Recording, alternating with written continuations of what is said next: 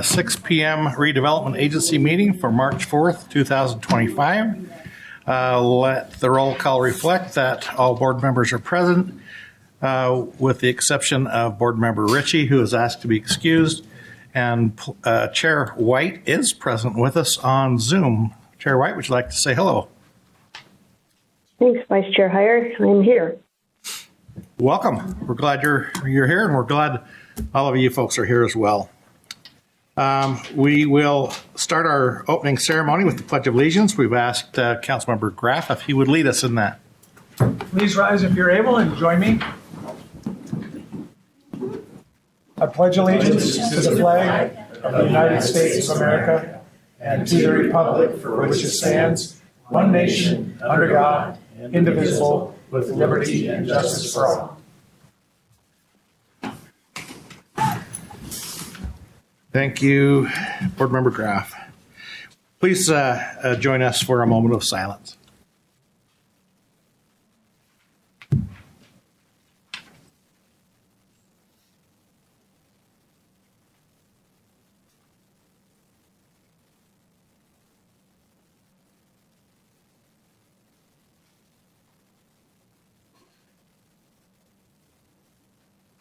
Thank you. Are there any acknowledgements that we want to acknowledge today? That's something I meant to say in the work session, and I just got distracted and I didn't do it. But I just wanted to thank the administration and Dave Sawyer so much for hosting those conversations about the parking issue downtown. I was able to attend one of those meetings, but then since then it's conflicted with my schedule that I'm getting my notes, and I just really appreciate the conversations that everybody's been having. Convening with those business owners and understanding what their needs are, and trying to really work it out so what's the best for each individual business, but also for our community. Hey, Angela, I'm sorry. I can't hear you. I don't know if that's... Is it me? Thank you. Is this better? Yep. Oh, sorry. That Thank sounds you. scary. Anyway, I was just thanking Dave Sawyer and the administration for all the work they've done with the community, talking about the parking issues downtown. So that's all. Sorry about that. Thank you. Appreciate that. Any other acknowledgements?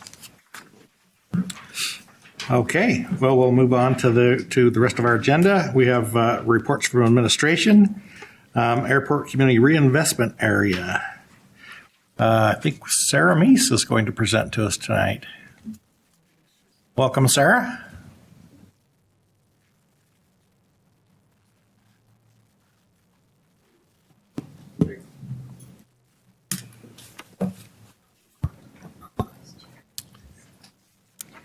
All right. Good evening, board members. The first item that we have to present to you tonight is an amended interlocal agreement with Weber County for the airport CRA. So just by way of background, the airport CRA was established in 2023. In June of 2023, the RDA board adopted the project area plan and budget, and also adopted interlocal agreements with the taxing entities participating in the CRA, which included Ogden City, Weber County, Ogden School District, and the Central Weber Sewer District. Later that fall, Weber County shared some concerns about the interlocal agreement, and they were also in the process at the time of updating their CRA participation policy and process. So over the course of 2024, the city worked closely with Weber County to renegotiate that interlocal agreement. And earlier this year, in January 2025, the county approved the amended interlocal agreement. So this evening, we're requesting your consideration and approval of the same amended interlocal agreement with the county. There are a couple of changes we just want to highlight here compared with the initial interlocal agreement. First is that the amended interlocal agreement will restrict the use of the county's portion of tax increment to infrastructure.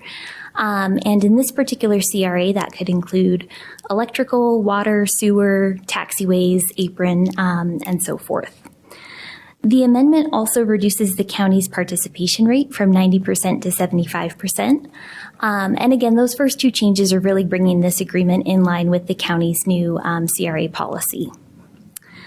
The county's maximum contribution would remain unchanged at $17 million, and we would keep our base year as 2020 with the CRA expiring in 2047.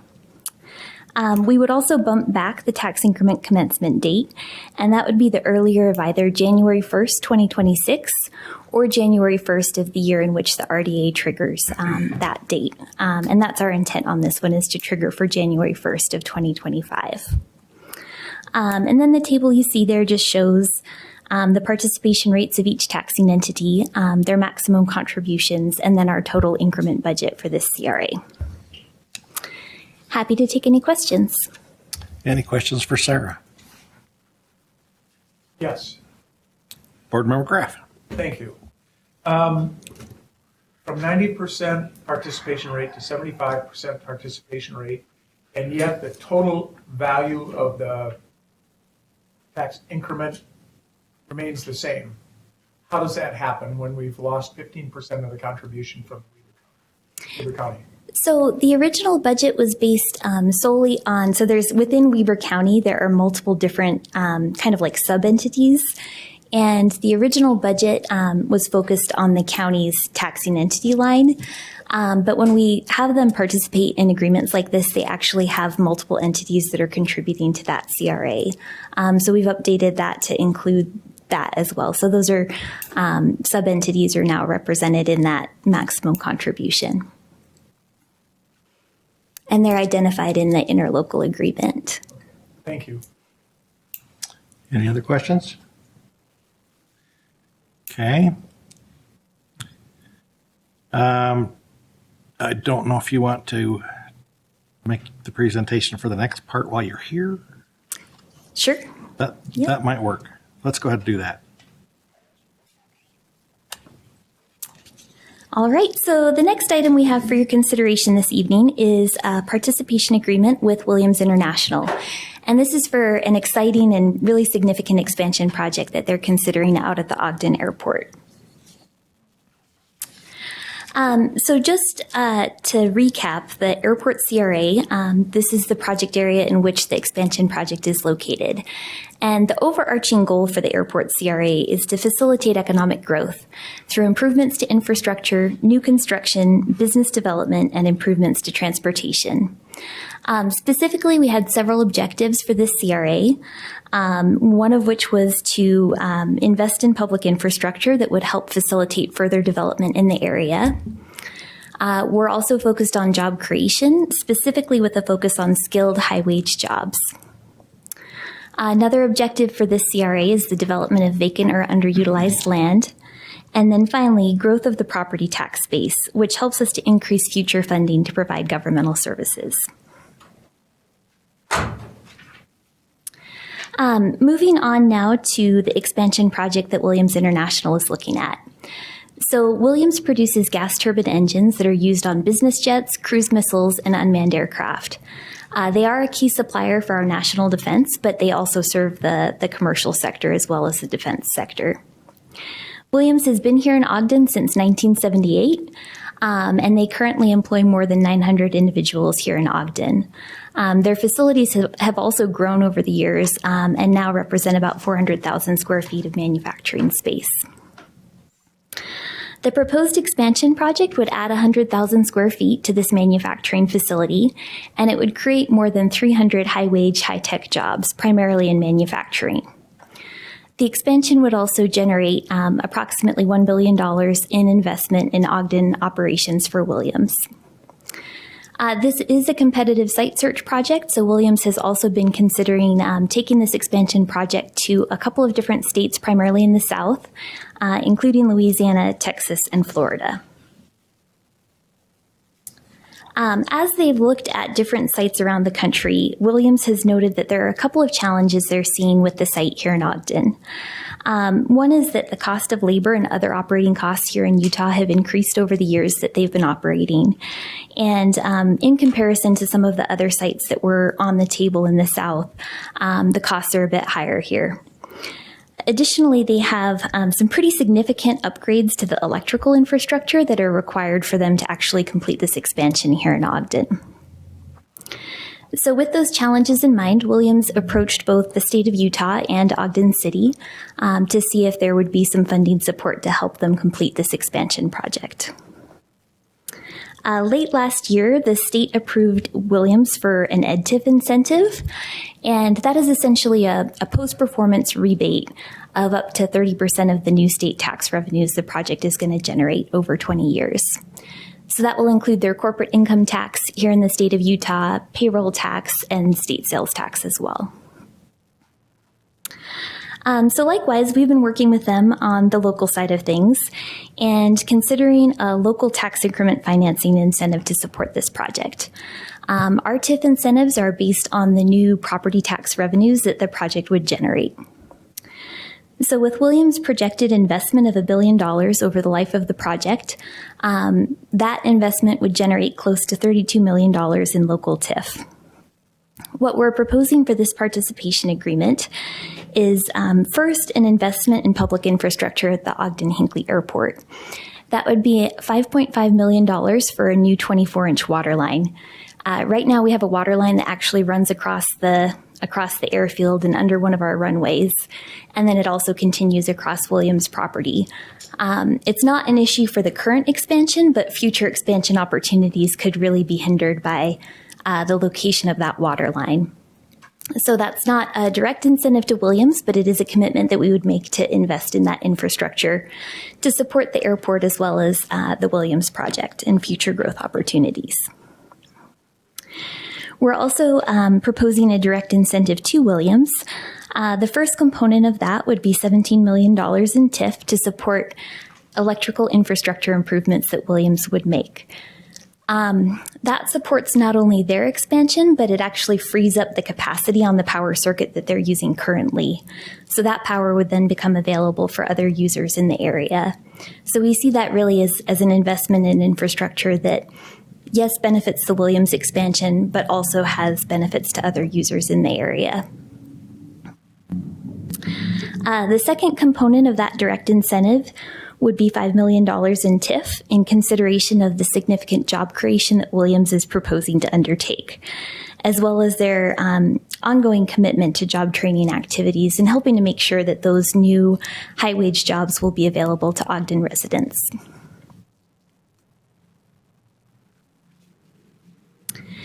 And then just quickly here, wanted to share a little bit about kind of the anticipated outcomes from this project. And kind of how that TIF mechanism works. So the taxing entities will continue to receive property tax revenues from the current value of Williams' facility. That's what we call the base value. Those property tax revenues will continue to come through to the taxing entities.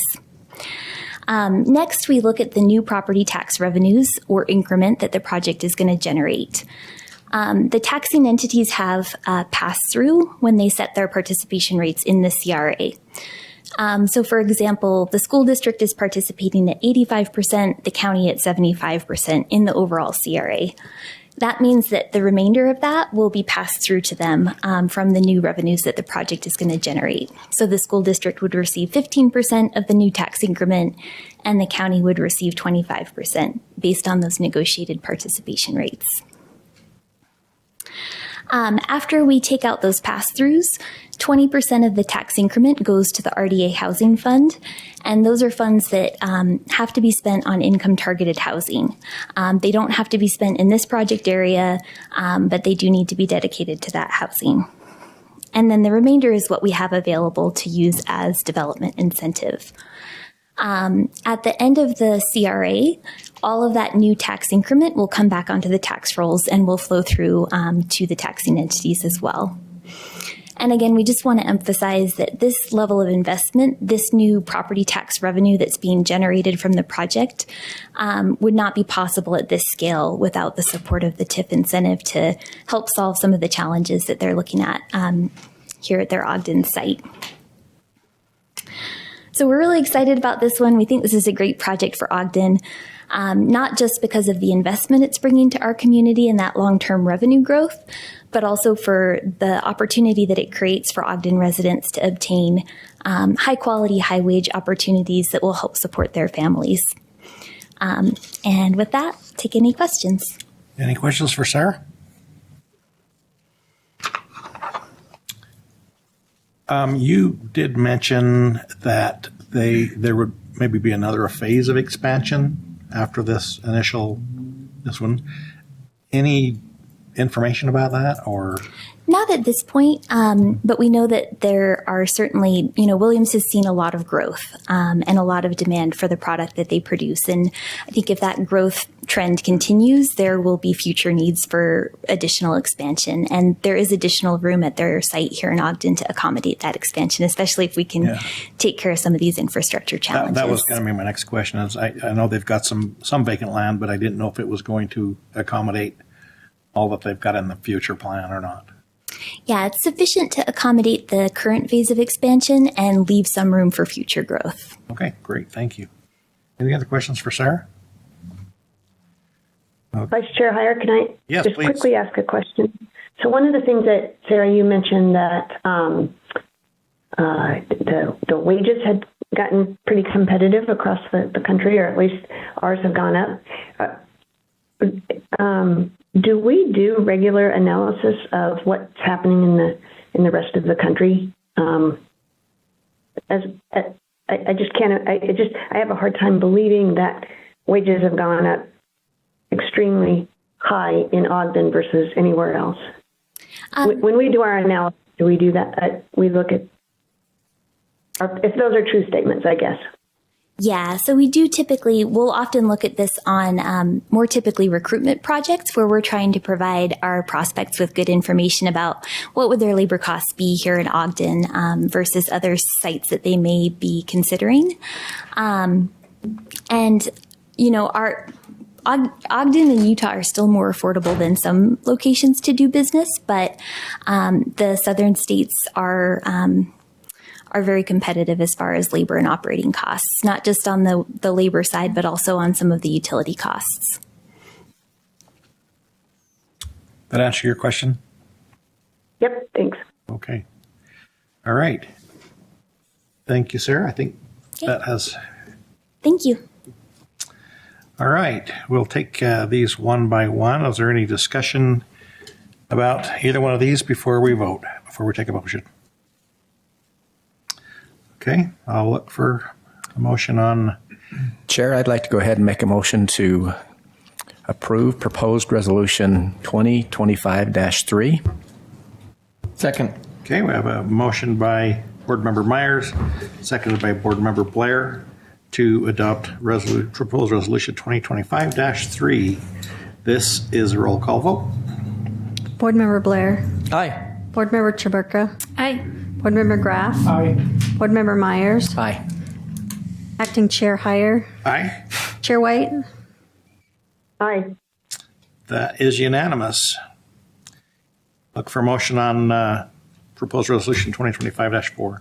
Vice Chair, regarding the proposed participation and incentive agreement with Williams International, I move to adopt resolution number 2025-4. Second. Sorry.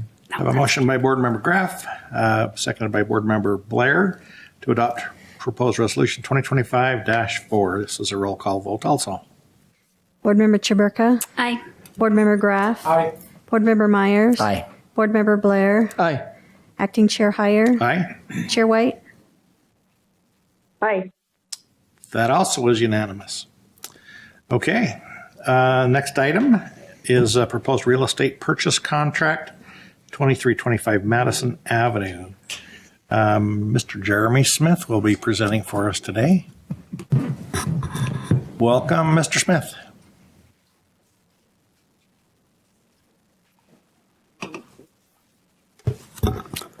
Hello, everyone. Happy to be here today to talk to you about the property 2325 Madison Avenue, also known as the Aspen Care Center property. So the proposal before you tonight is for you to adopt a resolution for Ogden City to purchase the property located at 2325 Madison Avenue for the purpose of a future infill development under the Quality Neighborhood Initiative program. Just a quick recap on what that is. So the mission of the Quality Neighborhood Initiative is to stabilize and revitalize Ogden's neighborhoods as neighborhoods of choice, by establishing a pattern of public investment that catalyzes desirable and appropriate community development. So as many of you know, revitalization in Ogden is not a new thing. This has been happening since the 90s, early 90s. So back in that time, the city leadership saw a great need for revitalization in our neighborhoods. There was significant disrepair, and so a series of incentives were generated to help move that forward. That moves from everything from historic Jefferson Avenue to one-off buildings here and there to try and improve those neighborhoods. And through the course of time, we've all seen the benefits of those projects that have taken place. About 10 years ago, the Quality Neighborhoods Initiative was formalized, and this gave guidance to help give direction when we're really trying to revitalize the neighborhoods, what to do and the tools to use to do that. One of the biggest tools used is infill development. You'll recognize a few of the communities we've done recently as Stone Hill, OGDEN bungalows. We're working right now on one called Sycamore Cove. We've also purchased a parcel of land out on north. It's actually outside the East Central area for a future infill development. All of these projects were bought and developed for the purpose of revitalization, and that really is what Quality Neighborhoods Initiative is all about.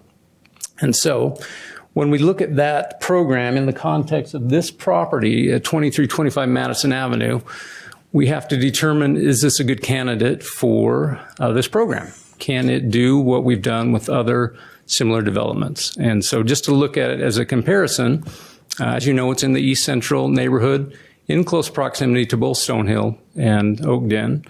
A lot of investment's been put into the East Central, trying to bring this back to where it was once at one time, and after years and years of neglect, trying to stabilize this neighborhood. The city's invested a lot of resources into this neighborhood, and it's turning around. A lot of improvements have occurred there, but still has a long way to go. So we look at the location. It's a great candidate for that. It is similar to the other projects where it has a fully depreciated structure on it, just like the commercial building at Oakden and the failing school at where Stonehill was. They were removed and replaced with housing opportunities. And so when we look at this site, what could we do there? What would be the greatest and best use of really trying to turn and inject some life into this neighborhood? And we feel that an infill development would do that, provide home ownership opportunities as well as revitalize the neighborhood. So a couple of the concepts that we're not looking for approval on these, but just an idea of what potentially could be there. It could range from anything from single family homes to townhomes, but would both be targeted towards home ownership. And on this side, like I said, these are just some concepts that could be entertained, but are very, very high level. And then as far as the terms of the acquisition, of where this comes down to and the contract, the property has a appraised cost value of $2,010,000. And since Weber Housing Authority has purchased the building, they've incurred additional expenses through this ownership, maintenance, and some of the investment they put into it. And through a negotiated agreement to try and make them whole and as best as possible, it was negotiated that a purchase price would be $2,200,000, which would all be funded through the Quality Neighborhoods Program Initiative. And so it's with that the administration recommends the purchase of the property for a new infill development under the guidelines of the Quality Neighborhood Initiative Program. And so the schedule going forward, this is kind of outlines where we've been. On February 27th, the real estate purchase contract between Weber Housing Authority and Ogden City RDA was executed.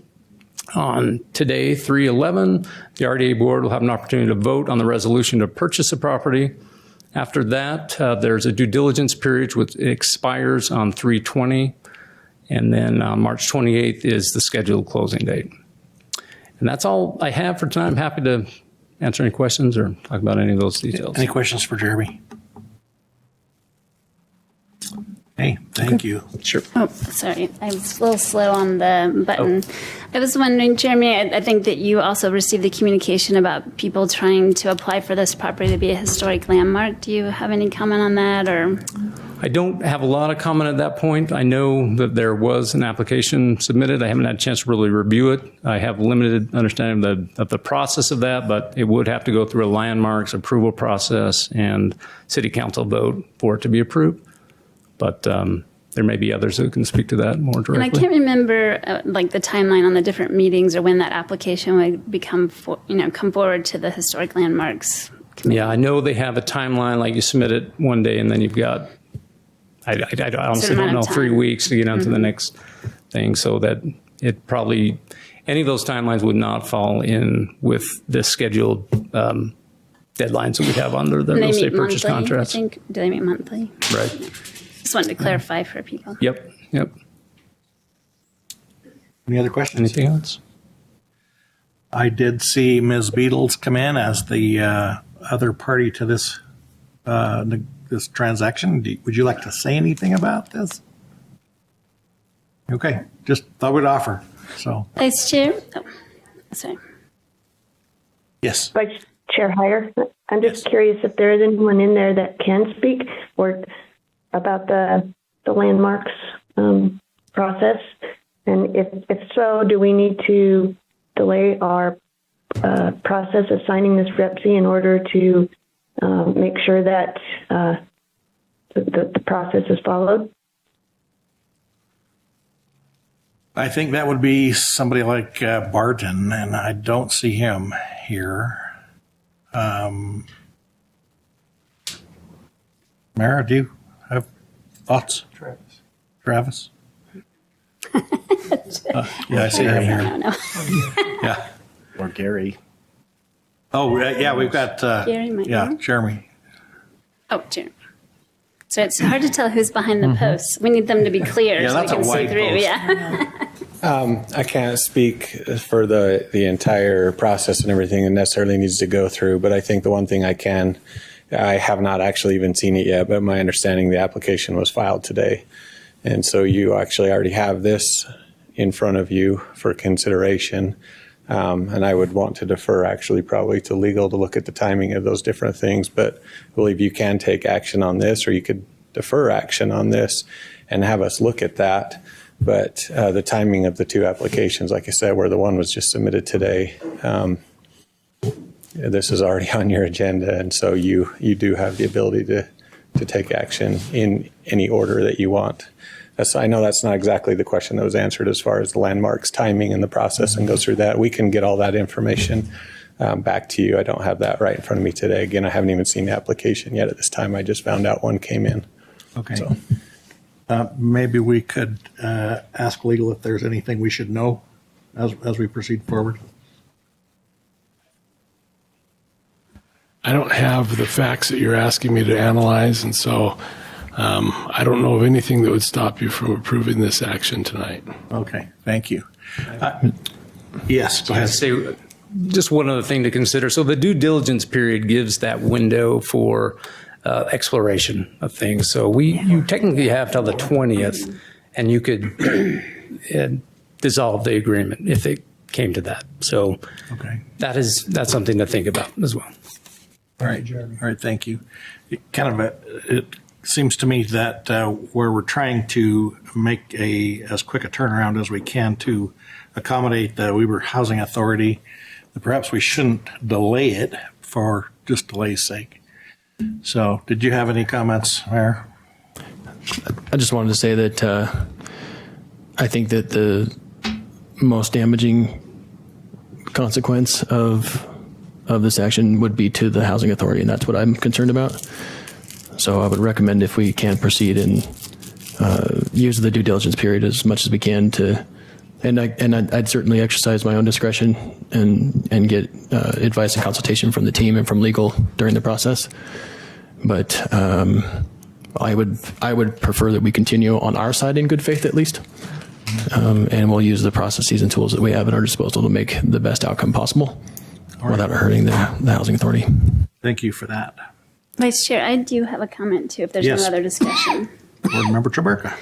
Sure. Well, I feel like, I waited to make a little bit of a statement about this, so I thought I would do it now. I feel like I need to declare a conflict of interest. And let me just give you a little bit of a overview of that. I want to just take a little step back and share my own experience about this complicated issue. I know that there's so many different things that have been said or implied that are not always totally correct, and that's on all sides during the entire process. So I'm just going to focus on my personal experience living in the neighborhood so that you know it's true from my perspective and may not be everyone's perspective.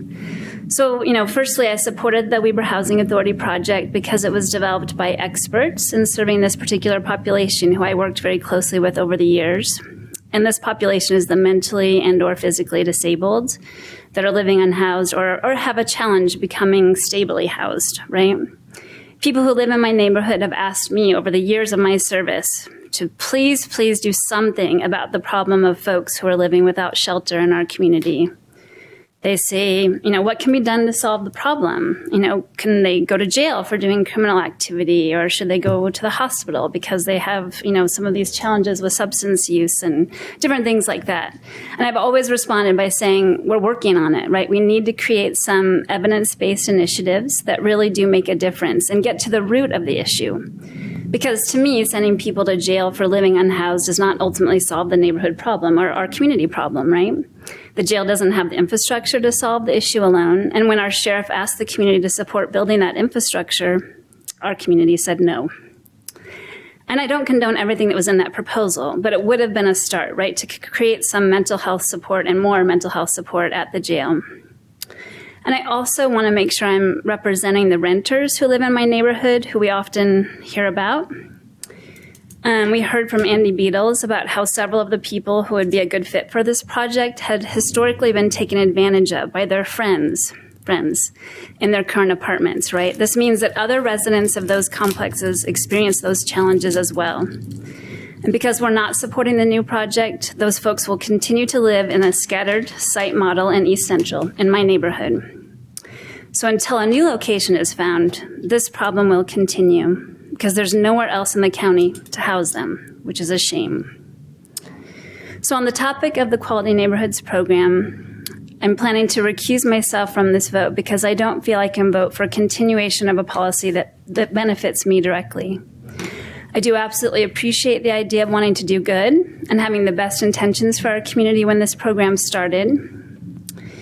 Over the past decade, though, as my family and I have worked very hard to restore a historic home on Jefferson Avenue, for a variety of reasons, we decided to live there. One is we love historic assets like our home. We wanted to create an experience for our children that included living within walking distance of downtown, like the farmer's market, the library, restaurants, and performance spaces like the Egyptian Theater. And also to live in a neighborhood with other people who also enjoy a similar lifestyle. I also wanted to live somewhere where people of a variety of incomes and different backgrounds live. So when we purchased our home, it was on the tail end of the Ogden City effort to purchase the larger homes on historic Jefferson Avenue that had primarily become divided to accommodate apartments over the years. The effort was meant to reestablish single-family home ownership and create a more stable and safe neighborhood. Although we did not buy our house from Ogden City at the low rates that were offered, some as low as $65,000. But from a private owner in the middle of a renovation, so our house was about $190,000, if you can imagine that time. Because of the Quality Neighborhoods program's success over the years, our home has increased in value substantially. Of course, we have put in much time and money into the house over the years as well. We've put that effort in. But in our most recent appraisal of our property, it has increased in value by over $600,000, 3 times its original value. This means that my tax bill has also gone up in relation to that. For me, this is not that big of a deal. I mean, my personal salary has also increased by about 9 times, which is not too difficult when you start as a teacher and leave that profession for a corporate job based in Salt Lake City.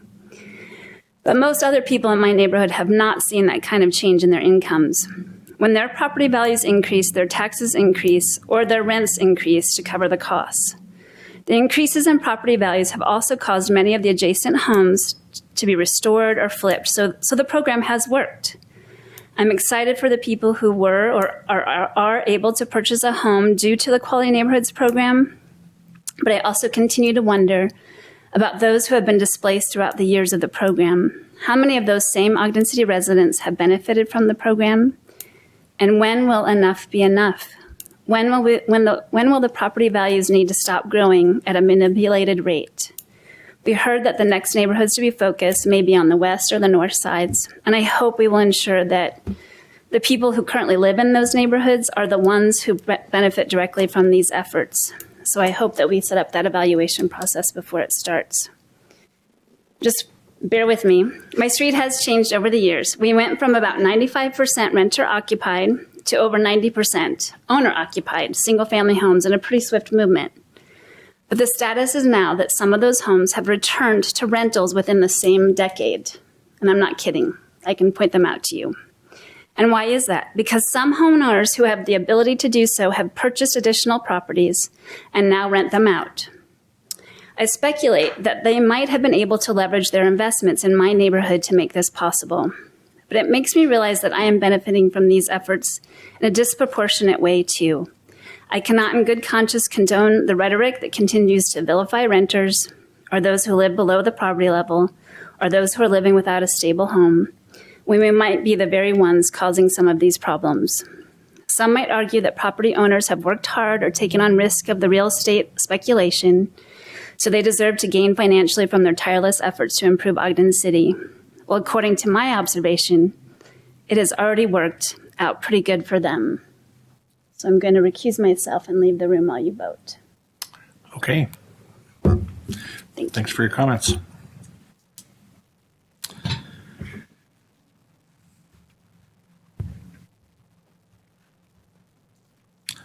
All right. Do we have a motion?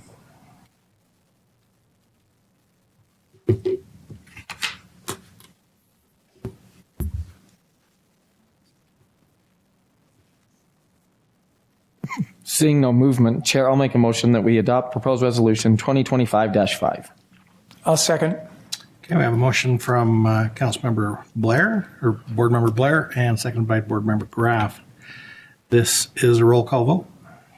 Vice Chair, can I make a few comments? Yes, please do. Before we vote? Yes, go ahead. So, as described, it's obvious that housing is a very complicated issue. And it is, Councilmember Chaburka said it very well. I mean, it's not something that is just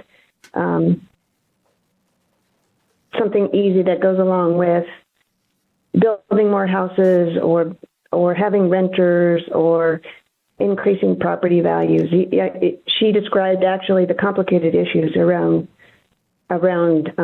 housing and unhoused individuals. It's just as a complicated issue. And I think that one of the hardest pieces for me is to try to figure out how to make sure that we as a city are financially stable. I'm very disappointed in a lot of reasons, or a lot of ways, that literally two people reached out to me. One was Andy Beals, and the other was an individual that has been very vocal in this endeavor. Other than that, no one else has reached out to understand why I think there's a bigger issue and why I'm going to vote the way I vote tonight. I also want to be really clear, and I want people to understand, the council asked the mayor. He has been under attack for a lot of different things about this very issue. The council asked the mayor to try to figure out how to come up with, and he described it really well. I said a win-win situation, but he described it very well the last time, and that is that nobody wins in this situation. But we asked them as a council, or asked administration, to come up with some options. This happens to be one of them. A lot of misinformation. We heard that. Councilmember Chaburka had said that. We also have invested, and I think you are seeing this, is at least $45 million in this area, and we're starting to see the fruits of that. So by increasing the amount of money in that area, whether it's infill projects or just trying to take an old school and make it new, we're seeing the fruits of that. And this is a neighborhood where it really needs some love and help. And I'm just going to say I've been very disappointed in some of the people that have come forward, and a list of all of the Weber housing projects or even low-income projects that are being built outside of Ogden. Not one in North Ogden, not one in Marriott-Slaterville, not one in Plain City, not very few in Far West, very few in Roy, very few in South Ogden. And where a city has a housing authority already, it's very hard and difficult to continue to put more and more and more onto the burden of all the taxpayers that are paying into property taxes. So I've personally been attacked, and nobody other than the two people have reached out to me to ask me why I'm voting the way I'm going to vote tonight. I think this is a very good compromise, and I hope that other people see that. Thank you, Chair White. Any other comments before we take the vote? Okay, we'll ask for the vote. Board Member Graff. Aye. Board Member Myers. Aye. Board Member Blair. Aye. Acting Chair Heyer. Aye. Chair White. Aye. That is unanimous, and that passes. Next steps, I guess, we're just going to go through the due diligence process, do our normal due diligence, and I guess you'll be looking into the historic designation issue that has been arrived today. That's correct. Okay. Can I just say something also? I mean, just to echo what Chair White had said, I would like to thank Mayor Nadolski and the administration for, the work that they did all along the way, right? I mean, this came to us, and as we've all learned, there was a lot of factors, and it was a complicated issue, and I appreciate Mayor Nadolski's leadership and willingness to work with other partners and to come up with something that works for everyone. We've said it might not be, no one, as the mayor and Marcia or Chair White both said it, it's hard to find winners in this, but I do believe this allows the county to move forward and to be made whole again, and so that they can look elsewhere and look for something that works better for them, and it also provides the city with an opportunity to continue to reinvest in that area. So I do appreciate the mayor and the administration. I appreciate Bob Hunter coming and representing his side also, and also being able to sit and to put differences aside and try to find something that works. And I appreciate that effort. And so just want to make sure that that's mentioned. But Thank you, Board Member Blair. Vice Chair Heyer. Yes, Board Member Myers. It is with a heavy heart that I vote in favor of this. I think it's a good alternative, and I don't think we have the votes to have it passed otherwise. But speaking from someone who has very close friends and family members who experience mental health, I think the concept that the Weber Housing Authority brought forward was excellent and doable. And I'm sorry they didn't have the support to pull it off. And my heart's with you, Andy Beatles, and with your organization, and commend you, and hopefully that we can move forward in some other meaningful way to serve that population, because they certainly need that type of service. Two other personal comments that I'd like to make about that. I served on the Ogden Community Foundation from 2007 through about 2016. And we were one of the groups that purchased homes and refurbished them. And it was, at that time, we were purchasing homes on the steps of the Weber County building for lack of payment of taxes. And it was a beautiful thing to go through and work on that redevelopment of inner city Ogden. And I can tell you today that it has made that and many other projects, Ogden City inclusive, have made an incredible amount of progress in redeveloping this neighborhood. So complicated issue. There's many sides to it. But it is with a heavy heart that I vote in favor of this, but I think it's the most amenable direction that we can go at this point in time, and just want to express my personal opinion about that. So thank you. Thank you, Board Member Myers. I'd kind of like to chime in a little bit also. I think that this was a project that was fraught with issues from the beginning, but and got more complicated as it went along. There has been some criticism recent criticism that this is a waste of money, and I want to assure the public that this Quality Neighborhoods Fund has been in place for 10 years. It is exactly the kind of thing that we use this money for. It isn't for street repairs. It isn't for stoplight fixes. It isn't for any of those kind of things. It is for this exact purpose and has been for a decade now. So it is, I think it was about as good a compromise as could have been arrived at. And I appreciate the mayor and the Weber Housing Authority and the board and those parties who came together to work this out. I appreciate those efforts. I think we have all learned a lot. Oftentimes some of our lessons cost us, and this is no exception to that. But hopefully we can join arms, because I believe we all have the same basic intent. None of us want to do harm to those who are less fortunate. And so we'll lock arms and plow forward and do the best we can. Ogden has done,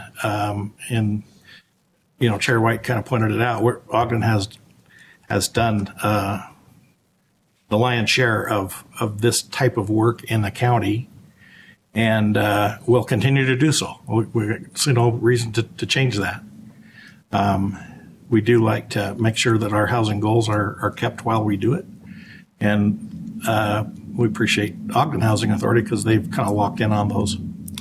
So anyway, but good luck to everybody going forward. Hopefully we can make the best of what we can do. All right. Next item on our agenda is public comment. Ladies and gentlemen, we do have a 3-minute limit.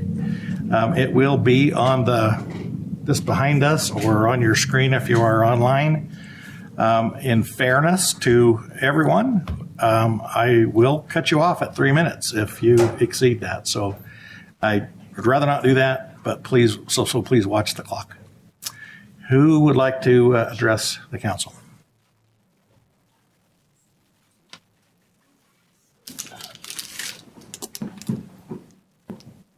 Hello, I didn't think we'd be seeing each other so soon, but matters come up.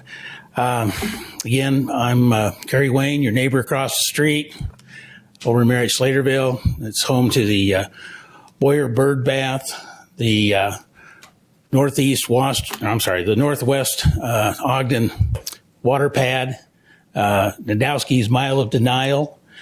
And I'm here because, again, the rains from last week brought the water up to the edge of the roadway, which I promised you I'd be back if that be the case.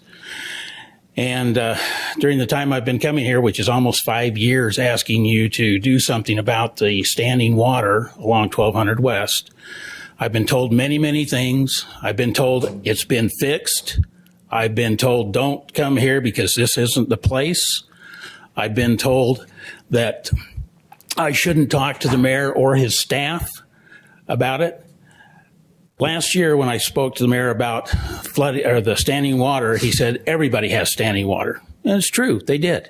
The difference between our standing water and everyone else's is ours was man-made. It was done during the time that you had your warehouses built over at BDO. And so what we're asking is that you address it, that you take care of it. In 2022, Mark Johnson came forward and said, I'm going to fix this. I've got you all a copy. It's in the Standard Examiner, so I'm going to fix this. Nothing happened. Not a single shovel full of dirt was turned. And again, when I asked the mayor about that, he said, well, Mark Johnson's a liar, so I don't have to do that. And I go like, well, you know, he was on this, 16 years with you people? 16 years? And all of a sudden now he's a liar. And so we don't have to live up to our commitments. And I think that's wrong. I don't know how many of you remember 85 years ago, that was Marriott Slaterville Farms over there at BDO. They were taken by the government. Some were sold, some was in an eminent domain. But again, you've been able to, 20 years ago, property was given to Ogden City. You were able to skim $15 million last year off of that property. And when I was here last week, you gave $1 million to the East Central Ogden to improve their neighborhood. Well, I don't think it's fair that my neighborhood becomes collateral damage for Ogden's development. Boyer said they'd fix it. If Ogden City told them to do it, that was the last thing, the article prior to this one. And again, I've got you another letter here that goes back to 2016, that a lot of the issues that I've been asking to get taken care of, Blake Wallen was going to do it, but Boyer won't do it because they don't feel they have to. And again, it's being a good neighbor. But I want you to know that I'm willing to invest, and I'll put in the first $10. Thank you, Gary. Okay? Thank you very much.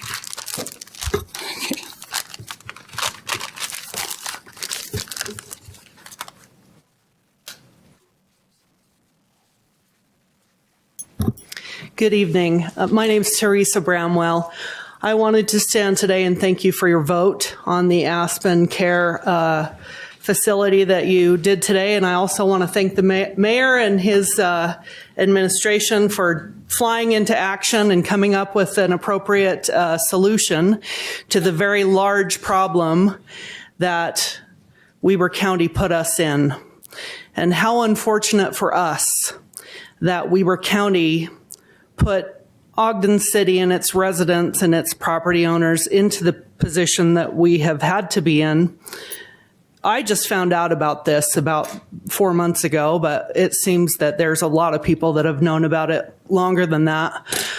But, you know, none of this would have happened if Weber County hadn't have purchased a private property, a private tax-paying, money-earning business property from a private owner and turned it into public or, you know, government-owned property.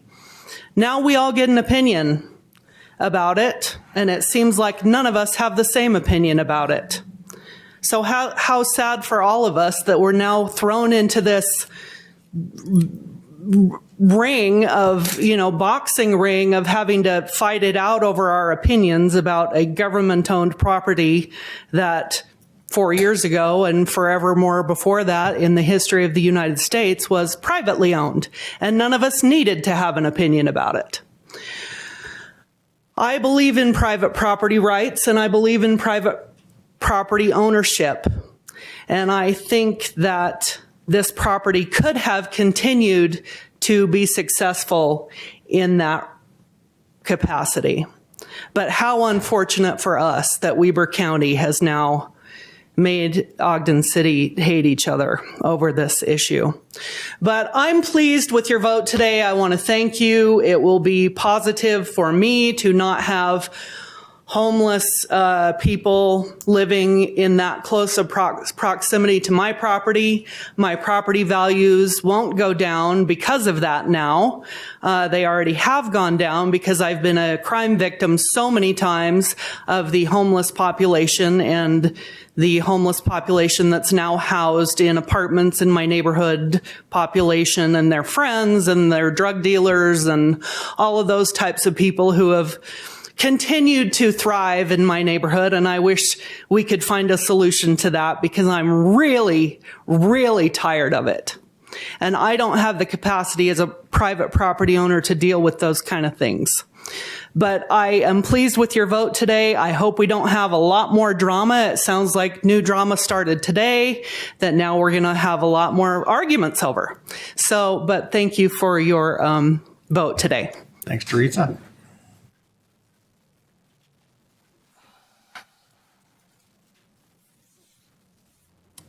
Hello, my name is Emma. I'm a resident in Ogden. Sorry, I'm shaking a little bit. I just wanted to voice my disappointment today about the Weber Housing Authority project. People deserve better in this community, especially homeless people, and it's not going away anytime soon.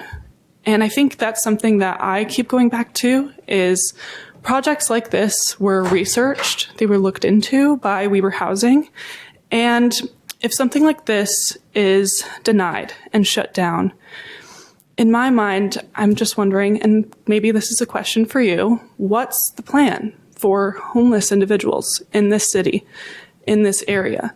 If something like this gets shot down, what is going to work in the future? Do you have a plan? Are you working with Ogden Housing? Are you working with Weber Housing on other things? I know that the location wasn't ideal. However, again, I don't understand why something like this gets shot down when it seemed very clearly thought through. And I'm just disappointed. And I know a lot of community members who really were excited about this and wanted to make it work, wanted to make these individuals feel like they had a home, feel like they were safe. That's what we all deserve. Sorry, I'm going to get emotional. But I think we all deserve that. And it's sad that some people don't have that. They're exposed to the elements all the time. They don't have resources. They don't have food. And I think we need to go back to that. We need to have empathy for these people. We need to understand what they're going through, even if we haven't gone through it ourselves. And so I think we need to go back to that. So anyway, I'm just disappointed, but I really want to leave here by saying and asking, what is your plan? Is there a plan in the future for something like this? Because we need it in this community. I think we want it. There's a lot of people who want it. So I would suggest that you come up with something that works because we need it. So thank you. Thanks, Emma. We do have one online. I guess we could take Heath Sato now.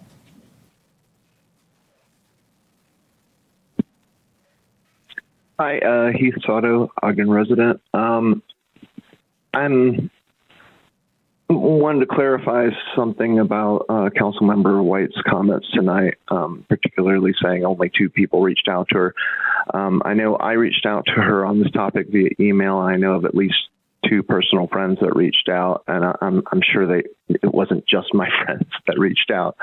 I was disappointed in the emailed response. It was at least a response, so I know she saw it. I'd like to thank Councilmember Chaburka for her comments. I thought they were well said, well thought out. Housing the unhoused is not a complicated issue when it costs us nothing. Not housing them will cost us. First, what we're having to pay for this property to quote unquote make them whole, and for the added pressures on our emergency services, etc. I hear people repeatedly referring to this as a homeless shelter, and they are not corrected. I also want to know if anyone at the city is already speaking to a developer about that property. In that same neighborhood, we just recently gave one developer $1 million in land plus $800,000 to build their own infrastructure using a sham of a public process. We're all aware of it at this point. The game was rigged. We all know about it. I want to make sure nothing like that is occurring now. I hope not. I don't think it is, but I would like a promise that that's not happening. Back to the whole making someone whole, but that's just a legal term that means to restore someone to the state they were in before, or to compensate someone for a financial loss, for example, or an injury. It doesn't mean they didn't lose anything. We're losing a fantastic opportunity with the perfect property, an existing building to help people in exchange for only the amount of money that they put into this property. We can't replicate this. We can't gives them the same opportunity. We're not going to get this back.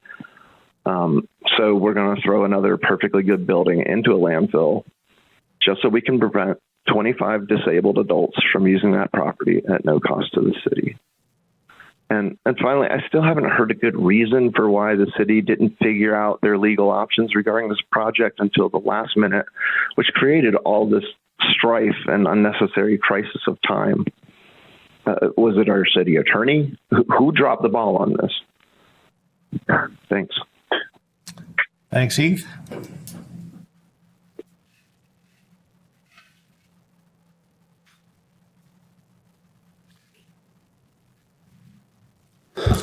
Hey, everybody. Sean Bishop, Ogden resident. I'm going to talk fast because I have a lot to say. I'm here to talk about Aspen. I want to say first that I take offense to my neighborhood being described as lifeless. This neighborhood is vital. It's a gem now. It may be hard to see as you drive through it to get to this building, but it's a gem now. And Ms. Bramwell, she and I have the same degree from Weber State in musical theater, aka drama, so let's go. I've also worked in high-pressure corporate HR for a long time, so I love a process. Also, to Chair White's point, Ogden Housing Authority's mission statement does not include homelessness at all. They don't do homeless work, let alone the most intense homeless work, which is permanent supportive housing. So that's just something that's come up a lot. Anyway, I've heard many of you say that this is not a suitable use for this residential location. I kept waiting for you to provide a concrete reason, so I did some digging just last night about the history of this exact building. It opened in 1964. The county land use code 49057 is, quote, homes for retired, handicap, rest, convalescent, and nursing. A really cool flyer from the 64 open house says that the primary use is for disabled adults with a secondary purpose of aged and senile. In 1988, it was bought by somebody else. And there's a really cool article from the Standard Examiner with a quote that says, Aspen owners and employees are proud of the special care unit for Alzheimer's patients, the only one in Weber County where the residents can walk freely and are able to enjoy the beautifully landscaped fenced area. Residents require less restriction and are able to move about the unit freely because of the physical security of the special care wing with its highly trained staff. The north wing with its caring staff houses residents that can no longer stay in their environment or need more intense care. Does that sound familiar? This building was made for disabled adults. So to say that it's not an appropriate use is just 62 years of evidence against that point.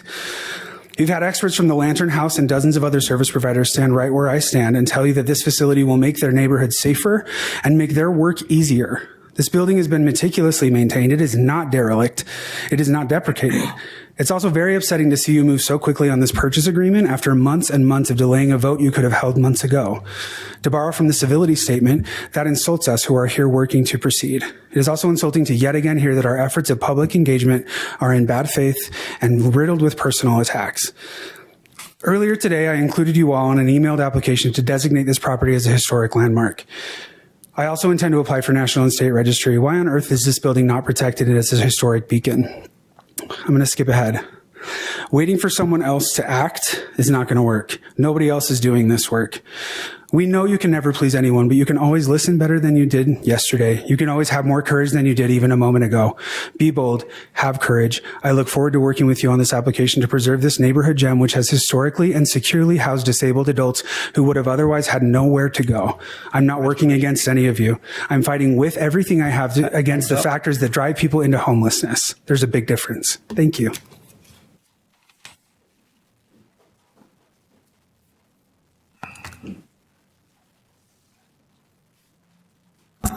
Hi, I'm Brooke Berrigan, Ogden City resident. I wasn't planning on making a comment tonight. I just wanted to be here so that Andy and her hardworking crew didn't feel alone and weren't mourning alone. But as I'm sitting here, I can't be quiet. To the mayor and to the council members who insist on scolding the public for making comments. Just because we disagree with you doesn't mean that anyone's being mean to you. And the sensitivity is a little bit like off-putting. Also, people may feel discouraged and not want to come in and make comment because you, like Councilmember White said, are disappointed. We should avoid, as leaders in the community, we should avoid talking to the public that way. And also to Councilmember White, and actually to the whole City Council. I tried twice to engage with you, Councilmember White, and all of you, but received no response. And I'm naive, so maybe it's just standard that you don't respond to public emails. But I can't sit and have her say that no one reached out to her when I was definitely someone who did, and I know many other people who did. But those things are just symptomatic of why I'm here tonight. I'm here to speak for my family and to say unequivocally that our hearts are broken with your decision and with your lack of integrity, Mayor.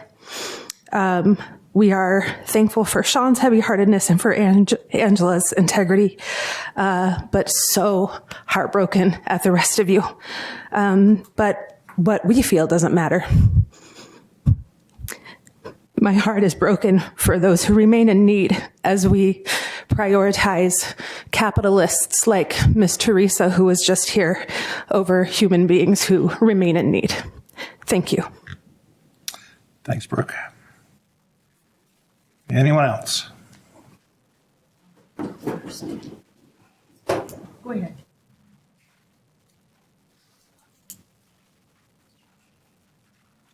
Welcome, Mr. Hunter. My name is Robert Hunter. I live in Ogden City, and this is the second Tuesday in a row I've missed St. Denis Medical. So hopefully next Tuesday I'll get to watch it. I expressed some feelings last week about my disappointment. I'm not going to continue that. I just want to say I cannot tell you how much I respect Matt and Angela Choburka for their investment in East Central Ogden, and Sean Bishop and Taylor Knuth for their investment in East Central Ogden, and all of the other people who've taken the risk to do that, to bring back our beautiful central city, to the Myers family who invested in properties years ago and have tried to improve properties there. That having been said, and Chair White, I don't want to have contention with you, but I want to correct some things that you said earlier. First of all, Harrisville has taken on a homeless project, which is outside Ogden city limits. With great courage, Mayor Tate decided she would accept the Family Promise Project in Harrisville, and we appreciate that from her. Also, I repeated it to all of you, but it never gets repeated again, is that Davis County, for the first time, is building a 60-person homeless unit, which Davis County has not been supportive of it in the past, but they're starting to do that. The state of Utah is also looking for a site and will build outside of Weber County a homeless shelter that will house anywhere from 1,200 to 2,000 people. So there are those outside of Ogden that are working on it. We've come to a good, I think, understanding with His Honor and with you as members of the council that we will work with you as Weber Human Services and Weber Housing Authority at WACOG to talk to other cities about carrying their responsibilities as well. We have to salvage something out of these kinds of things, not negative but positive, and I hope that in the future we can continue to work as partners. And lastly, I forgot what it was. I'm getting old. So let me just end with this. Even though you voted as I would not have wanted you to vote tonight, we'll still respect you in the morning. Thank you. Thanks, Bob. Anyone else?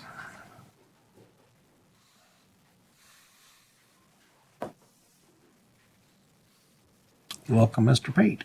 Travis Pate, Ogden resident.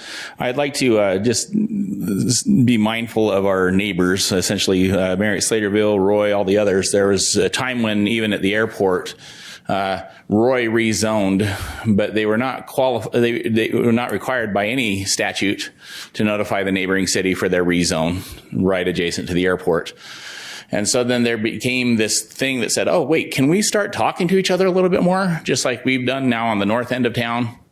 and Roy has now consistently done around the airport. Marriott Slaterville isn't obligated to follow our plans, but I think we are. One of the things is view corridor and vista preservation. And some of the buildings that we've bumped to the west end of the BDO complex have provided permanent shade during the winter months to Marriott Slaterville. And yet, in our own city plan, we guarantee the light and access to light. And so I think that that's some of the things that I've noticed even with even some of the site planning that could be happening possibly in East Central, some of the other aspects. We have a caring neighbor that was in the process of providing housing for a mother-in-law and father-in-law. And as that was happening, we said, can the site be adjusted slightly? And they said, oh, let's look at this. And they adjusted it, and it turned out gangbusters for both parties involved, us and them.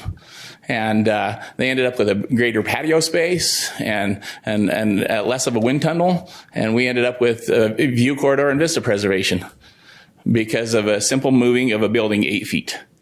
And that's where compassion and companionship and entering into the project early can happen. And so if there is a standing pool at BDO, let's fix it.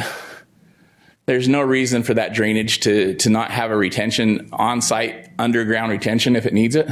Fairly simple. We have this little company called WR White Pipe that builds things like that for a living.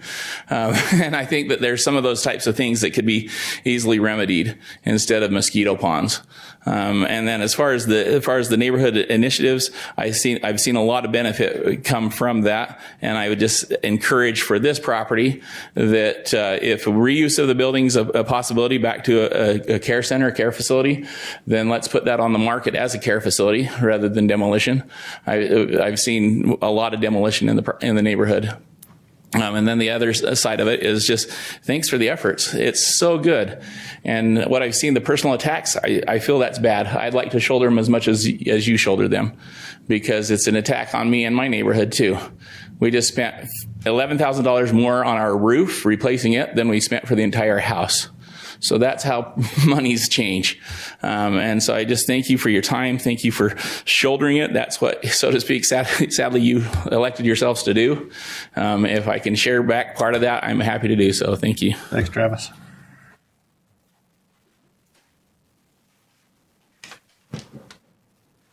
Laura Lewis, Ogden City resident. Well, everything's changed. I wanted to talk to you about my dirty water. Now I feel compelled to get involved in the fight here over the property. I think you guys are taking a bad rap. I really do. I was impartial on this until I learned a little bit more about the project, and then I kind of sided with the neighborhood. But I felt like you guys, I've never heard one of you criticize anybody. So I feel like that was very unfair comments. I have heard the other side be somewhat derogatory about anybody that disagreed with them. But I think you guys have done a great job. And I've disagreed with you many times. We've come here and argued about a lot of things, but I never saw it sink to the level that this has sunk to. It has become personal attacks. We've lost sight of what this was about, the project. It was a good project. And yeah, someplace, let's find the right place for that. I think everybody in Ogden wants to help the homeless. And just because we don't agree with this project doesn't mean we hate the homeless or that we're too stupid to understand the concept of this project. Because we do. We just don't think this is the right place. And I appreciate you guys doing the right thing and following through with the city plan and elevating that neighborhood. I've lived here for 72 years and I've watched that area deteriorate. And it's nice to see it coming back. So let's not jeopardize that. Let's find the right location for this if it falls back on Ogden City. I think it's great that you're coming up with the money to do this. I think that's wonderful. I don't really like it that now we're spending more money buying property, but it was the right thing to do here. But I'm really disheartened at what I've seen come forth in this meeting, the name calling and the level this has sunk to.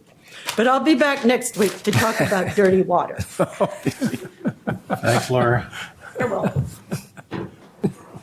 Is there anybody else?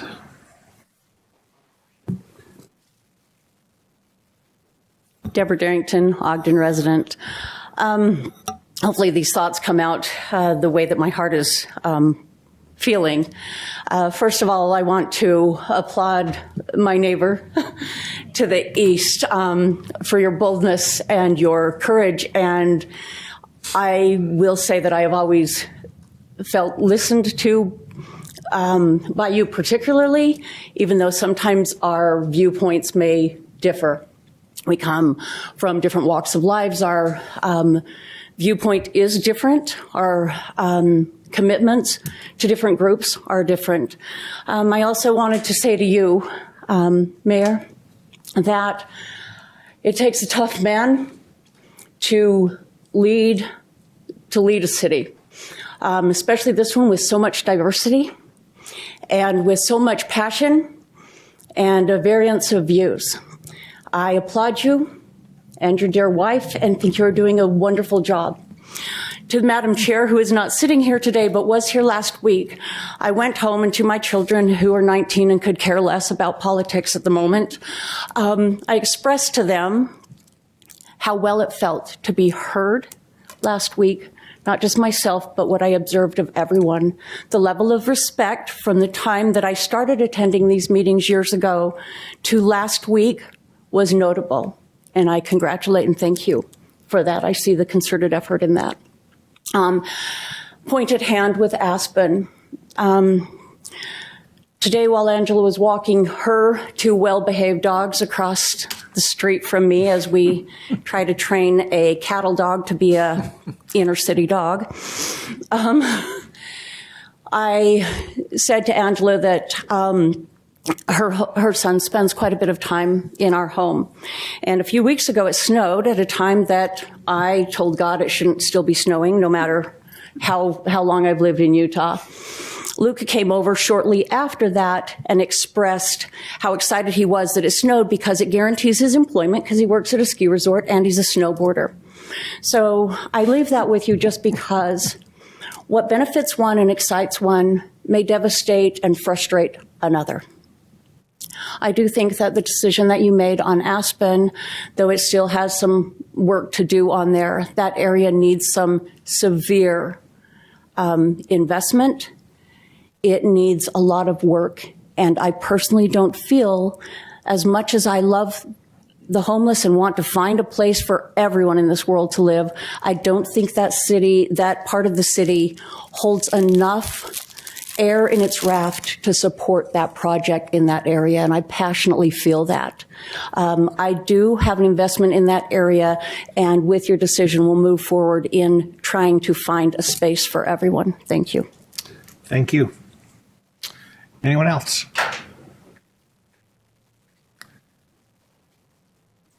Looks like Executive Director. Thank you. Thank you, Deborah, for your remarks. I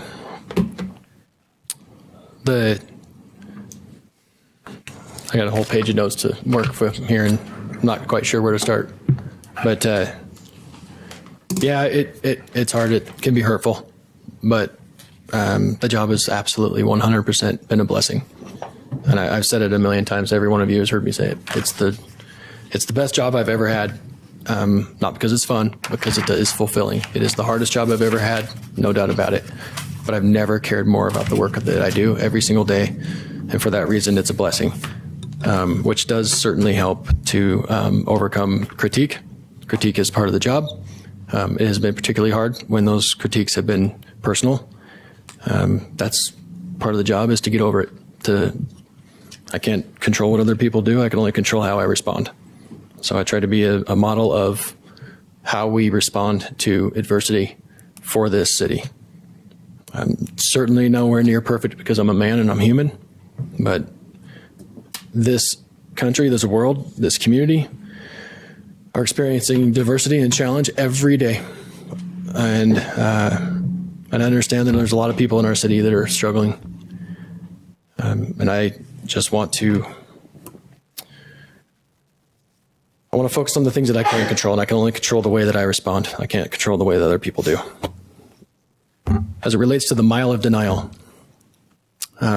I've looked into Kerry Wayne's water situation. I want you guys to know that. I want to point out that I used to be an aquatic biologist, actually. I have a master's degree in fisheries biology, research emphasis in stream ecology. I studied fluvial geomorphology, hydrology.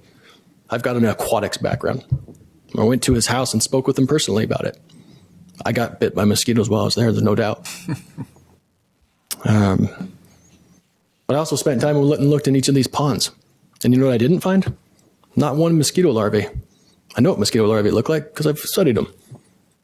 I've actually even studied ways to combat mosquito larvae using gambusia. It's a fish species that eats mosquito larvae. Not one did I see in there. Nope, sure didn't. You know what I also did? So while I was there, I pulled up an aerial map of the area that Mr. Wayne lives in. You know what I found? I found wetlands and sumpy ground all around his house, consistent with the kind of wetlands and the kind of aquatic environment that would breed mosquitoes. Shocking. I'm sorry that you're getting mosquito problems there, but they ain't coming from there. They ain't coming from the mile of denial. So I recommend that you look at the mile and quit your denial over where that's coming from.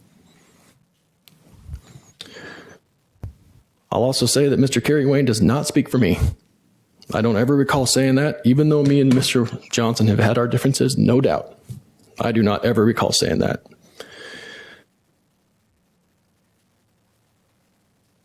I will say that I have spent every day of this job living up to the commitments that Ogden City's made. I can't tell you how many times I've been asked to live up to a commitment, of some kind of verbal commitment. I said, where is it in writing? Where is it? If it's in writing, I'll live up to it, and I have. Including, shockingly, I made a commitment to Mr. Wayne that I would work with the Weber Area Council of Governments, WACOG, to explore transportation options, transportation projects and options for that area. I asked our staff. Taylor Nielsen's here today representing, he's our city engineer. He and our staff worked with the staff at Marriott Slaterville, and they devised a project. And true to my word, and this is why the comments and questions around my integrity are particularly troubling for me, but I've lived up to my integrity and kept my word. And so did Councilmember Ritchie, by the way. We both volunteered to be on the subcommittee for WACOG on transportation, and we both pushed for and advocated for Marriott Slaterville's project. In fact, the project that my staff helped develop, thank you for your help with that. I just want to pull up real quickly an article from the Standard Examiner after the Weber County Commission approved said project. Headlining the priority list in terms of total funds requested was the planned widening of 1200 West and Marriott Slaterville at nearly $7.5 million, including a recommended $3.7 million in third quarter sales tax funds. What that's saying is that Councilmember Ritchie and I lived up to our commitment, supported, advocated for, approved through WACOG, and the County Commission approved $3.7 million in phase one of the Marriott Slaterville project to take care of the mile of denial. To be followed by another phase to make up for the total $7.5 million. So if you don't like how the project's going, you don't like the timing, speak to your city, Marriott Slaterville City. They have a similar venue that is made available for you.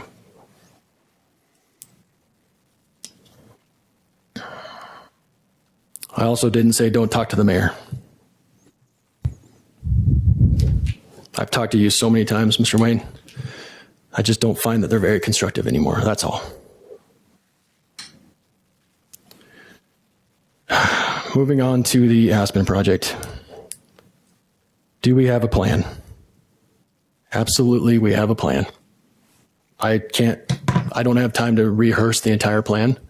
I'll tell you that Ogden City is doing more than any other city in this area, no doubt about it. I've never said that no other city is doing anything.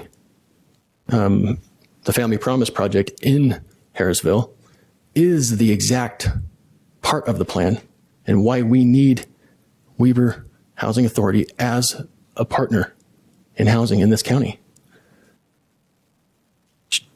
Acting Chair Heyer, Vice Chair Heyer, you sat on the housing subcommittee for WACOG for a long time, and it's been a dang struggle, isn't it? It has been hard. Because we can't get support and help from other cities in the county to help resolve the housing problems. Right. And we can't do it by ourselves. Yet everybody continues to put the pressure on us as though we hold the cards to everything in this entire county. We don't. And you advocated for other cities to help and participate in solutions, didn't you? We even made a resolution. Yes, we did. Yeah. Absolutely. Appreciate your support in that. There's been ongoing challenges. Every city's got their needs and their priorities. But it's just case in point to the challenge that we've had here. But I'm thankful to Mayor Tate and the effort that she's making in her city. And it is exemplary to what can be done by all the other cities that would make us like other counties, including Davis County. You saw the whole blow up in Kaysville around a warming shelter. It's actually bringing people together, and they're actually seeing that they can solve problems and help, right? I talked to a gentleman today that lives in that area and said, yeah, I saw that they were moving forward. I'm glad that it's working out. Davis County is broadening the solutions across cities. Salt Lake County also, they are taking the same approach that we are asking for and have long asked for. Ogden City never should have been in this position, ever. Never should have been in this position. You as a city council never should have been in this position, nor me as the mayor, because we should have had better alignment as community anchors and partners a long, long time ago. Unfortunately, we didn't, but this is the cost of it. In Salt Lake County, services are concentrated in Salt Lake City, I hear. Yet, still, Sandy City has stepped up and built a shelter, runs that shelter. Midvale City done the same. South Salt Lake does the same. The old model of concentrating solutions around services is not the model that's working elsewhere. We're asking for a similar approach. That's it. And we shouldn't have been in this position because we should have had alignment, but we also would have recognized the statute. If the statute had existed in its normal format, but it was in a definition section of the statute, that's why it was overlooked. Unfortunately, we didn't see it sooner. It put everybody in a terrible position. I'm glad that we were able to actually execute on a solution that the Weber Housing Authority board chair proposed to me. What we did tonight, granted, not the preferred solution, I get it, but it was a solution that the chair of the Weber Housing Authority Board of Directors proposed to me. So when you speak about integrity, with integrity, I followed through with the commitment and the request that they made. I committed to do it expeditiously. So all the moving quickly concerns, that's coming from the same people that were asking us to move expeditiously. What do you want? We were as transparent as possible to make sure that we moved expeditiously and follow through on the commitments. To Heath's questions about developers, no, we haven't had those discussions. Anybody that does ask, I would tell them, first of all, we got to get through this process and this step. Second, we have due diligence we have to still go through before we ink the final deal. And finally, we're going to proceed with an RFP. If we go out to private development, it will be through an RFP. If we do it in-house, it won't. Those decisions haven't been made because we have still to make these decisions today. I think it was Brooke Berrigan made the comment, just because we disagree with you, accuse me of scolding people. I'm not scolding anybody. Have I been scolded? Absolutely. Have I had some really tough conversations with a friend of mine? Absolutely. Did I apologize for my tone? Immediately I did. Just because we disagree with you is actually how I feel.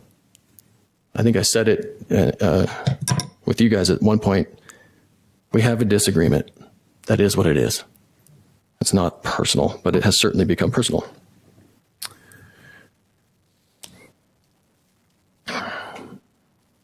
Water. Laura, I'm not going to leave you hanging on the water.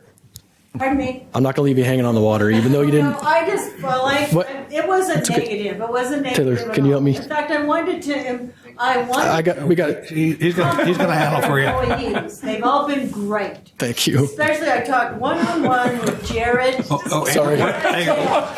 Sorry, man. We're good, Laura. Time's passed for that, so. Mr. Chair, would it be okay if Taylor addressed some things? Thanks, Laura. Sorry to set you up like He that. might take a minute of your time, okay? Thank you. Go ahead. That'll work. Oh, man. I wrote down a couple sticky notes, so I will try and make it as quickly as possible. We issued last month some items coming forth as we were doing the Canyon Waterline project. As the treatment plant was coming online, we were always working with sources of water, how they work. So there was some discoloration that was coming through as part of the source, and we were working on that. Unbeknownst to us at the time, last Thursday, there was some heavily discolored water that started to become problematic. We did some research, some evaluation. I appreciate our water utility crew. They went and we found out what it was. We were having some exceptionally large draws on the north end of town. As they were opening and closing fire hydrants and doing some other items, it caused a lot of problems within the system. So as that water hammer, as that force and velocity was hitting our system, it started shaking stuff loose. And so as the water group was putting together our heat map, it was following all of our large transmission lines. So picture 24 inches of water main under 100 pounds of pressure getting immediately stopped. That's a lot of force that kind of jolts around in our system. We've since worked with the other entities that were working on some of this stuff. We've fixed that problem, and we went back through all of our appurtenances. We worked with them on their stuff. We wanted to make sure we weren't going to have those issues again. So we had sent out a letter that talked about discolored water and happened to get hit with another problem. So our initial reaction was, oh yeah, that's the discolored water with the canyon, but upon further evaluation, it was a separate item. That item has since been resolved. We did have quite a few calls that came in Thursday and Friday of last week. We were back. We had 2 phone calls of questions of discoloration again today. A couple items that we've done just as this project's coming up. So we're lining the line coming through the canyon. We've started at the Pine View Reservoir. We've made our way to the treatment plant. That's why we're having the treatment and water discussion we're having now. Actually, back in 2018 and 2019, we did the Wheeler Creek project. And as soon as it warms up, we're going to be able to get more water that'll help take care of that same issue. So we've done that project. We've done the 24-inch water line, and we anticipate the beginning of May we'll be able to turn our wells back into our diversion, be able to have those issues resolved and taken care of. But as the temperature starts to warm up because of Wheeler Creek and because of some of the projects we've done in the past, I picture in the next 2 to 3 weeks, we won't be having these issues. In the meantime, our water utility staff is committed to looking at the different aesthetics of the water, trying to figure out what's going on. But I can tell you everything we've done is the water is still safe. We don't have any issues as far as those sort of regulations are concerned. And so that's the item that we take very seriously and wanted to make sure. So that was, I wanted to hopefully describe the 2 items separate and how they kind of got balled into one, but that is what happened. So thank you. Thanks, Taylor. Thanks, Taylor. Can I finish just a couple things? Sure. Thank you, Taylor, for that. I cannot express my appreciation enough about the complexity of the project we've taken on. The Canyon Water Line, as I've often talked about, is the biggest infrastructure project our city's ever done and now redoing. The challenge around that project is off the charts. I cannot imagine not having Taylor Nielsen, Justin Anderson, and their teams. The water crew up at the treatment plant, Brady Hurd and his team, they're unbelievable, and they're struggling through all of those complications, but they're managing it for our people. When I saw some of the pictures that came through of the water, I was like blown away, and it was a relief to know that it was 2 separate impacts happening at the same time, but they got conflated because of the timing and other issues. So thank you for helping to communicate that. I hope that answers some of your questions, Laura, but also thank you for thank you for recognizing our staff. I'll save these for next week because we've already taken a long time, but I've got a bunch of positive stories that we've received from people about the work that our staff are doing. And I'll just share one because it's really salient around being asked if we have a plan for homelessness. And we do have a plan. And one of the things that we do, besides providing a metric ton of housing options, including 56 or 58 units in the Solace project and working toward a phase 2 at the exact same time that we were working on this project, and we did that with the Ogden Housing Authority. We also have homeless service advocates, and we are the first in the state, potentially in the nation, to have a homeless medical advocate. That homeless medical advocate is named Angelina. She started recently, and we received a report from our Deputy Chief Mike Slater about how much impact she's making. And then we received this report. I have observed and evaluated Angelina over time. My credentials are, I was an EMT with my ACLS for 3 years until a baby died in my arms, and it was just too much. But this angel that you've put here, Angelina, is a godsend. I watched her save a baby's life and treat people with dignity and respect, even when their attitudes were horrible. Her evaluation of each and every patient is thorough and completely professional. She goes far and beyond what is expected of her. She has gained the trust of the residents here with her fantastic bedside manners. If we ever lost her, it would remove the hope and dreams of each and every child, man, and woman here. These are the kinds of things that our people do every single day. Ogden City never should have been in the position that we were in on this project, but every single day we are in a position to do the right thing. Our staff are good-hearted, good human beings. They do good things for other people every day. There is no exception in this room. Every one of them. Amazing human beings. I have the blessing from above to work with them every single day. I'll always be thankful for that. And I'm particularly thankful for the work that our new staff member, Angelina, is doing at the shelter for us. This is what Ogden City does every day. We continue to hold up the work that we do and continue to be denied any credit for that, which is fine. If I'm not getting credit, I don't need it. But Angelina deserves it, and so does every other employee that works here. Thank you very much. Board members.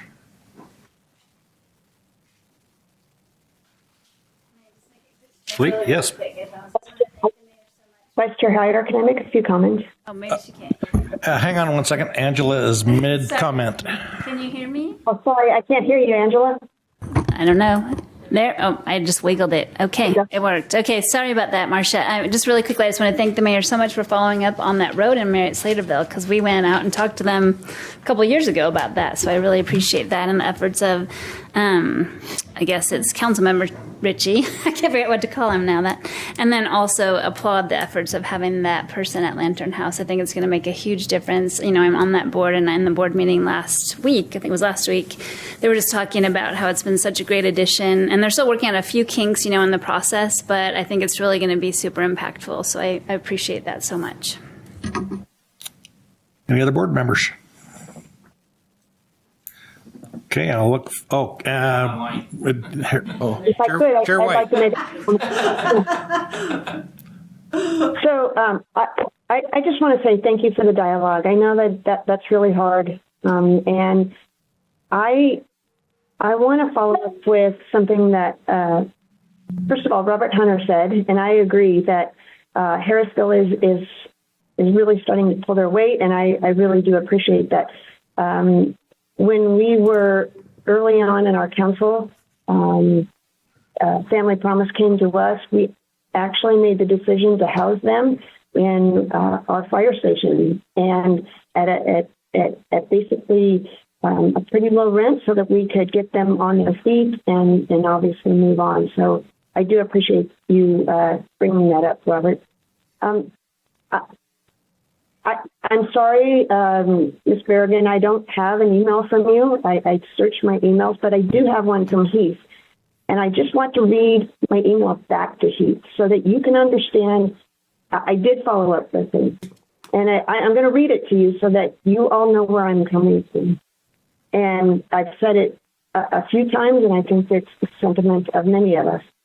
I said, thanks for your email. I really appreciate all the feedback we are getting on this particular project. I agree with the success of permanent supportive housing and helping people out of homelessness.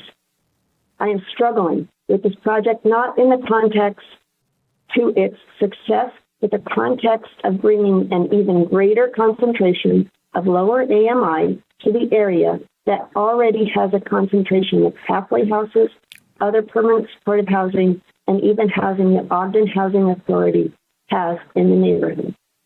To me, this model can be successful anywhere because of its centralized nature. Therefore, it could be successful in other areas of our city, I want to say that, or even other cities within our county, without overburdening the neighborhood that already has several other housing options. Again, thanks for this information because he provided a lot of information in his previous email. I look forward to hearing more about this project and Andy's comments tonight during our work session. So I just want to say that if anybody had reached out, I would have continued to ask that question, continued to tell him about where I was coming from. And so it's always an easy target to blame someone for the frustration because I didn't vote one way that they wanted to vote. And I'm not going to apologize for that, but there are reasons why. In my email back to Heath back in January. So that's all I wanted to say. Thank you, Chair White. Move we adjourn. Second. We have a motion by Board Member Myers and seconded by Board Member Blair to adjourn. All in favor? Aye. Any opposed? We are adjourned.